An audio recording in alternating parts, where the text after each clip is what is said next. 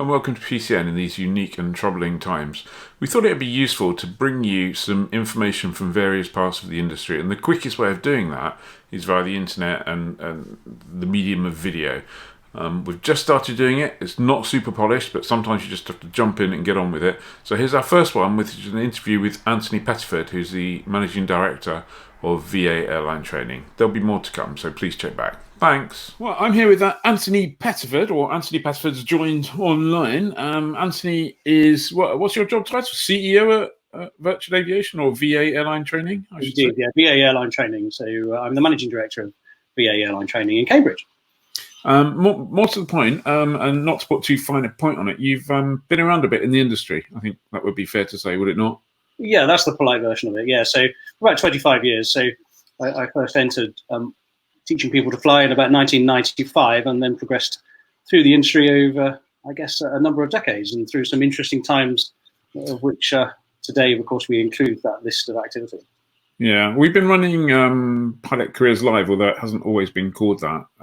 For probably, I think I've been doing it for maybe 20 years now, going back to the really old days, yeah, the ones we remember so fondly. I do. Obviously, there was 9/11. There was a financial crash of 2008. I don't think I've ever seen anything quite like what we're seeing at the moment. How about you? Yeah, look, I think if one thinks about, and certainly in my early days at Oxford in 1997, 9/11 then scampered around reasonably quickly. I think 9/11, whilst I think was probably the one that shocked us most of all and gave us the most feelings of emotion about something catastrophic had occurred, and indeed watching those events unfold, I think our emotions of the very nature of the events gave us the same feelings that we have today. They really just gave us that feeling of, gosh, something very significant has happened in the world. I guess if we scamper along and think about other things that have occurred, whether they be wars that have occurred in the Gulf region, or whether they be the volcano crisis, or perhaps the global financial crisis.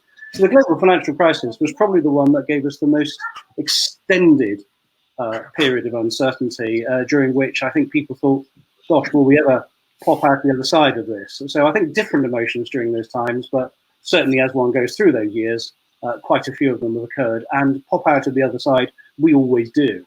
Yeah, no, absolutely. And I think probably the 9/11, it's a while ago now, so my memory is a bit hazy, but once we started to bounce back, certainly the industry bounced back fairly strongly, it seemed, at least in my memory. It did, and if one recalls, the signs of recovery were within 12 months. There was almost the suck-up effect of some latent inbuilt demand in the industry that had occurred, which had been generated by an increase in the propensity of people to fly. And once that got put on hold, it created a vacuum effect. And so consequently, once the brakes were released, therefore it did accelerate things enormously. And I have to say, quite surprised at how fast it did recover once the brakes were released. Yeah, indeed. I think the global financial crisis brought other challenges. I mean, it's always a challenge for a prospective commercial airline pilot or it's not always, but it's most of the time it's a challenge for them to raise the finance. And certainly the global financial crisis didn't make it any easier for people to go and borrow lots of money on unsecured loans. That's indeed true. Yes, that period of time was characterized by the fact that access to funding was clearly a significant challenge, which of course in itself caused a number of people to just simply abandon the idea of the profession, which in itself started to create an additional latent demand, which was later to again create some of the acceleration once we started to drive out of that crisis. So very interestingly, whilst the shortage of cash clearly had a detrimental effect on a permanent basis, what it did do, however, was have an effect of accelerating things forward once the brakes again were released. Yeah, I mean, I guess that's a question we're often asked, and there's no simple reply, is when's the right time to start training? And it probably takes, I don't know, if 2 years is probably the average time at the moment, and there are many pilots who take a lot longer than 2 years to go from ab initio to ready to work, as it were. Yeah. So effectively, you're trying to predict the demand and the economy and the various world political conditions in 2 years' time, which if you could do that with any degree of certainty, you'd be sitting on the stock market making a fortune. Or if you're sitting on the stock market today, I guess not making a fortune. Well, I guess it depends which side of the fence one sits. But yeah, look, I think it's very interesting. If one looks at the pilot training activities, you're quite right. I think one should allow 2 years. But within that 2 years, so of course it depends on which pathway one follows. So if it is your chosen way of training to go either integrated or MPL, which is probably unlikely at the moment given the need for airline backing behind it, one must assume that the minimum of 18 months on those courses being delivered according to timetable. And then what advice I always give to anyone embarking upon those courses, and have done throughout all of the issues that have occurred over the decades, is always allow yourself a 6-month period during which there is a standard employment lead time. So anyone who enters into any form of training, whether they go integrated, MPL or modular, always allow for yourself a standardized period of 6 months. Now, if it happens faster than that, you're not going to be disappointed, are you? So you're going to exceed your expectations. If it takes 6 months, you say to yourself, that's standard. If it takes a little longer, then clearly at least you built in that mental buffer to, if you like, prepare yourself for a little bit of downtime. So I think, in recent months, over the past 6 months, people have become accustomed to jobs coming along quickly. And therefore, I think what we're now doing is clearly going to have a reset where I think that 6 months rule will apply. And thereafter, I think it's pretty impossible to tell how much that may extend further. But if I may, just make reference to the global financial crisis. I remember my days going to a graduation and saying to the guys, look, this is probably the longest period we have ever experienced in our entire recorded history, certainly from my perspective, and it was 14 months. So they had already built into their mental model the 6. So I guess their extended period was the delta between the two. Yeah. I mean,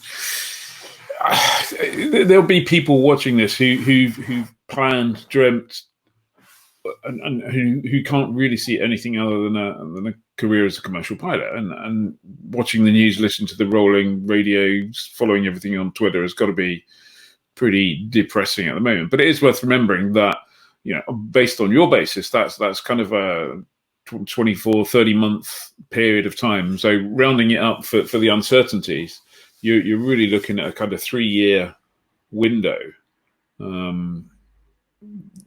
in which to not put your career on hold, as it were. I mean, I'm not, clearly neither of us at this point in time have any idea what's going to happen. Well, probably actually this afternoon, let alone tomorrow or next week or the month after. But it's important somehow to try and take a little bit of perspective, a couple of steps back, and just begin to try and see the bigger picture, I suppose. Yeah. And again, I suppose it depends in which seat you are sitting. If you're someone that has now just completed training or about to complete training or about to make some decisions about, say, the final module, then, of course, it is a difficult time because you want to try and enable your final pieces of training to be as close to your employment selection activities as you possibly can. And that's a difficult dilemma because if you have a license, you clearly are then building upon that. If you have yet to secure your final ratings, are in the thick of training, continuing on and completing the qualifications, of course, they'll be in your back pocket. They will be there ready. And my wise counsel to people will be, is one, you need to maintain your skills and maintain your currency, and hopefully your ATOs and will look after you and will say, look, we recognize that there's going to be an interregnum. There will be a period of time during which your skills may atrophy, and therefore you need some refresher training. And I'm very confident, certainly here at VA, we'll look after graduates and bring them back and get them back up to speed again. So as if they had just completed, and will be ready to go forward for airline assessment at the point at which it becomes open again. So I think it all depends. If you're just about to start, clearly you are looking at a lead time of at least 2 years. And so therefore, if it's not recovered in 2 years, I'd be very, very surprised. If you're just about to make your final decisions, just step along carefully and judge your timing. Yeah, no, absolutely. I mean, back to the thing you mentioned, the people who are just about to finish or on the verge of finishing. Clearly, it's a very worrying and concerning time for those people. And I think I've known quite a few people over the years who've, if you like, completed their training at a time that was less than ideal, should we say? Completed their training at a disastrous time, to be blunt about it. Of those, the people who somehow maintained an interest and a connection with the aviation world, one way or another, are all now currently, well, apart from one who sadly was at Flybe, have all currently got a job. Effectively, there were a couple who basically went back to their old previous careers, IT support or whatever it happened to be, and let their qualifications wither, shall we say. But I think it's, tenacity seems to me to be a fairly useful skill or to have in this market. Yes, it is, and you're quite right. Where people are able to return to former professions and secure funding to maintain their skills, then that's absolutely a wise thing to do, rather than just sitting and waiting that it may return soon, because I think it's looking like it's a longer burn. I think it's important to remember, of course, is that the maintenance of those qualifications, so whether their instrument rating, so the instrument rating can be revalidated in FMPT2. And once again, the ATO should be able to help with either supporting that free of charge or at a very nominal cost, in order to that recurrent set of skills to occur. And in fairness, it soon comes back, and with a couple of hours back into the simulator, I think people will be surprised how much they are back up to speed again. And in terms of the multi-pilot activity, exactly the same.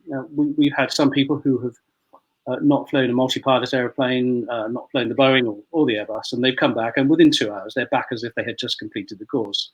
And the ATOs have a vested interest in supporting their graduates, because graduate success and success with airlines in the future is also the success of the ATO that supported them through training. So, and the airline benefits, everybody wins. And so generally one finds the industry supports everyone to enable a successful outcome, even if there is a period of delay. Yeah, it's certainly a very supportive industry. And while I don't in any way want to minimize the trauma that the entire industry is currently experiencing today, I was reading some stuff this morning that in parts of China, the travel restrictions are starting to be lifted. So while it is way, way, way too early to say everything's done and dusted, because it clearly isn't, I think it's probably important to remember that the commercial pilot's job is not, it's not like, I grew up in Bristol, I want to be a commercial pilot, I want to be based in Bristol, I never want to be based anywhere else. It's a very international, very mobile kind of thing, and other parts of the world will grow faster than, not everyone's going to grow at the same speed, so opportunities will arise, even though, like I said, I'm not trying to make light of where we are at the moment, because it's clearly a less than ideal day, shall we say. That is indeed true, Ian. I think it's very important, however, to remember the underlying position around the need for pilots. So the supply dynamic, there are two fundamental characteristics around demand for pilots. First of all, the continuation of fleet growth once world events have passed. I mean, clearly there will be a suspension of that, but the continuation of fleet growth and growth plans, whomever adopts the growth plans, whether they are existing carriers or new carriers or replacement carriers, either way, that fleet growth will continue to be a dynamic. But I think the more significant one, and we've spoke about it often at conferences, is that the retirement dynamic cannot possibly be suspended. No. So pilots continue to age, whether we have a crisis of CV-19 or not. Those pilots will continue to age and reach retirement age and will have to retire. And so that continues unabated. And so once we pop out of the other side, there will, however, be a vacuum of however long that takes. So if there are 6 months, and there may be some pilots that conclude, I was due to retire in the next year, and you know what, this is probably enough for me now to actually confirm that retirement point and not return. So we may find there's an element of that. Some may go back. And so there will be that vacuum effect that constantly builds every single day that this occurs. So in 6 months' time, we have 6 months of retirements that would have occurred, or some that may be accelerated because they decide not to return to flying, and therefore they will have to be filled and sorted. So we mustn't forget that that is unique in this particular set of circumstances. So if we wanted to kind of summarize, would it be correct to summarize by saying if you were in the position where you were about to begin your training or about to consider beginning your training, then now more than ever, you need a real good training plan. You need effectively a business plan for your training. You need to think about contingencies, and you need to think about the long term. And if you are on your way to completing your training, then you need to basically dig deep, stay connected to the industry, keep your skills, maintain your skills at a level where they can be brought back up to scratch as and when needed, and just ride the awful freaking storm that we're experiencing at the moment. Yeah, no, I think that's sound advice. One thing, as you know, you've heard me say often, Ian, is that anyone just about to embark upon a career as an airline pilot, before doing anything, must do their research. Absolutely. More so than ever. I think absolutely do some extremely thorough research before parting with any cash, under any circumstances, good or bad. Yeah. Ensure that the training organisations have the resilience to continue and enable you to provide you with the outcome that you seek at the end of it. So make sure that research is done well. And as you quite rightly say, put in the contingencies. The contingencies financially, we always say, look, put a 10% contingency on finances, and also put in a 6-month contingency for employment at the end of it. So don't try and do just in time. This industry does not do just in time well. No. So it's really important that you put those contingencies. As you say, if you're in where you have almost completed license training, work with your ATO, speak candidly with your ATO, ask how your ATO will support you going forwards in your decisions. Only then embark upon that training activity when you believe the timing to be appropriate. And if they're able to support you, should things not occur or recover as fast as one thinks, then that will be a bit of an insurance device that you've got. And by returning to work, I mean, in fact, the costs of recurrent training, even if you have to pay for them yourselves, are not gargantuan, and you should be able to put together enough to get things back up to speed again. Yeah, well, I suspect that we've not heard the last of the ramifications for coronavirus. So the situation may well be different tomorrow, next week, the week after that. I expect that I'll end up speaking to you again, hopefully to update this and check in just to see where we are. Thank you very much for your time. I look forward to catching up under better circumstances at some stage. Me too. Thank you very much. You're welcome. Anthony. Bye-bye. If you found some of that useful or interesting, please subscribe because we hope to bring you quite a lot more. Thank you.